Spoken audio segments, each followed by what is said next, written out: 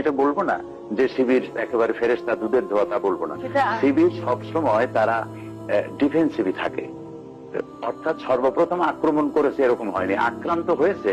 তো আক্রান্ত যখন হয়, কেউ যদি আমাকে মারতে আসে, তখন আমার সেলফ ডিফেন্স নেওয়ার অধিকার আমার আছে। তো আমি মারতে গিয়ে তখন তার স্কেল দিয়ে মাপিয়া মারা যাবে না, যে কোন জায়গায় মারলে মরবে না, কষ্টও পাবে না, আস্তে করে মারা যাবে, এরকম তো হয় না। যখন মারামারি হয় তখন তো একে অপরের প্রতি প্রতিশোধ দিতে চেষ্টা করে। ইসলাম তো শান্তির ধর্ম, শান্তি ধর্ম, কিন্তু কোরআন শরীফ আল্লাহ তাআলা বলে দিয়েছেন যে হাতের বদলে হাত, পায়ের বদলে পা, চোখের বদলে চোখ, জানের বদলে জান, আর যদি ক্ষমা করে দাও, ক্ষমা করে দিতেই পারো, মাফ করতেও পারো।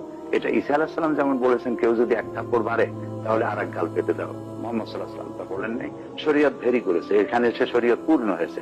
আল্লাহ তাআলা অধিকার দিয়েছে, কেউ যদি তোমাকে ঘরের থেকে বের করে দেয়, তুমি তাকে ঘর থেকে বের করে দাও। তোমার হাত কাটলে তার হাত কাটো, তোমার পা কাটলে তার পাও কাটো, তোমার জান নিলে তারও জান না, এর অধিকার আছে।